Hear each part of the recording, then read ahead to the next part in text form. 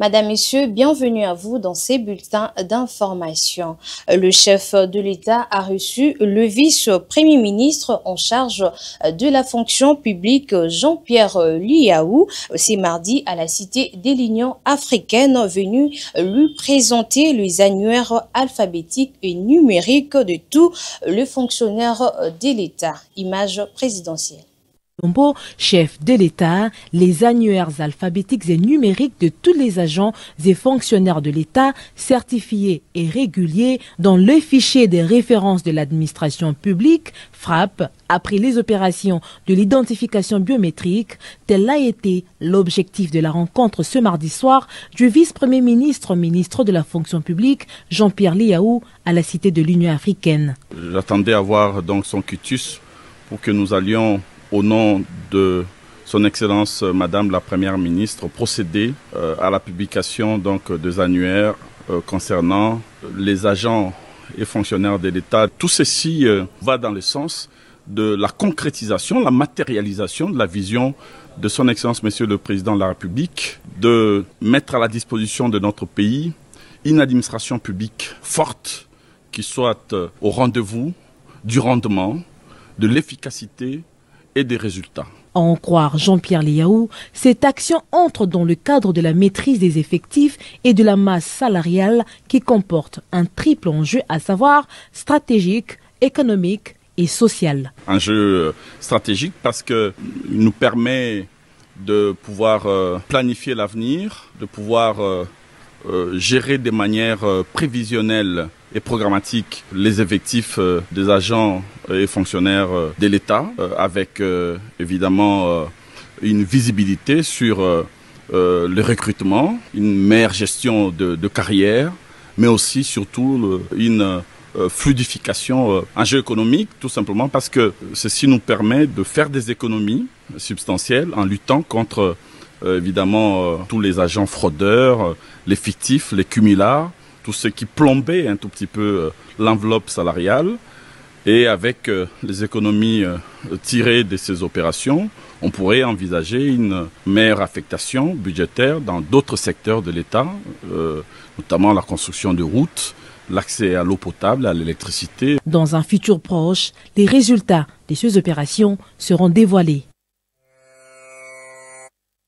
À savoir également, le membre du gouvernement souminois fait la ronde de la ville de Kisangani pour vulgariser leur réalisation en faveur de la province de la Chopo avant l'inauguration de l'aéroport Bangoka par le président Félix Antoine Tshisekedi, attendu ce mercredi 23 octobre 2024.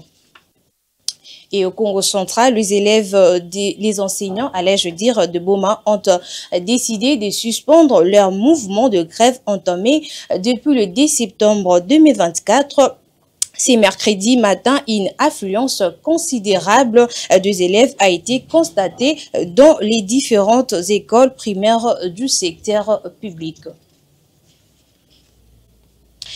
Et au nom du gouverneur de la ville de Kinshasa, Daniel Bumba, le ministre provincial du plan budget, emploi et tourisme, Jésus-Noël Cheke, lance les conférences budgétaires des assises visant à élaborer le budget de la ville exercice 2025.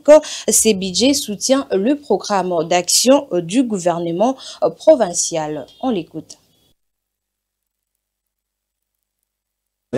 C'est pour affirmer l'engagement de la ville de Kinshasa qui s'aligne complètement à la vision édictée par son Excellence Monsieur le Président de la République que le ministre a l'honneur d'implémenter, car nous voulons qu'à Kinshasa, la formation professionnelle puisse devenir le levier par excellence pour la création des 6 millions d'emplois que le Président de la République a annoncé et que nous voulons Kinshasa puisse avoir la part belle avec plus ou moins 1,5 million d'emplois à créer dans les 5 prochaines années.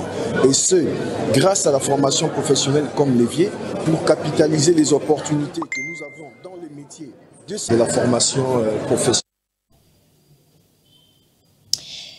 Après les instructions du gouverneur de la ville de Kinshasa accordées à tous les bourgmestres, celles de s'y mettre au travail pour la sécurité et l'assainissement de la ville, le bourgmestre de la commune de Kasavubu, Fides Massombo, lance les travaux d'assainissement de sa municipalité dénommée Kasavubu-Bopeto pour les patrons de cette commune, rendre sa commune salubre et parmi ses objectifs. Aussi, à savoir le lancement de la première évaluation de l'impact du VIH au sein de la population a eu lieu ce mardi à Kinshasa. Cette évaluation a été développée par le Centre pour la prévention et le contrôle de maladies et financée par le plan présidentiel d'aide d'urgence des États-Unis contre le sida. Cette dernière couvre le province de Kinshasa, les Hauts-Katanga, les Lualaba et aussi le Kopifia fournira des données essentielles sur l'incidence, la prévalence et la suppression de la charge virale du VIH chez les personnes âgées de 15 ans et plus. La Ligue de la zone Afrique pour la défense des droits des enfants et élèves en partenariat avec le ministère du genre, famille et enfants a procédé à la remise des bourses d'études universitaires de l'Université de sciences et technologies aux 60 lauréats pour la première édition du concours de mathématiques au féminin.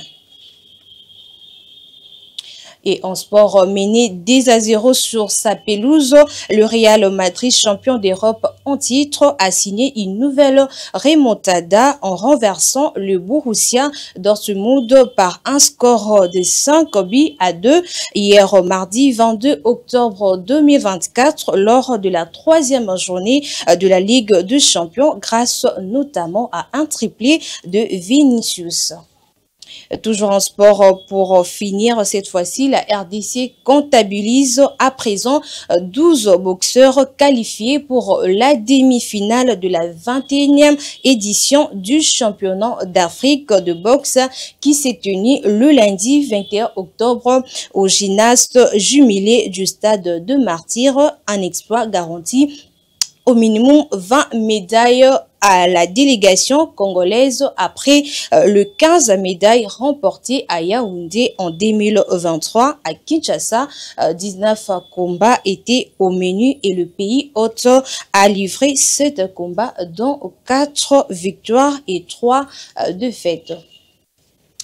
Voilà, c'est tout pour ces bulletins d'information. Madame, Messieurs, merci beaucoup à vous de l'avoir suivi.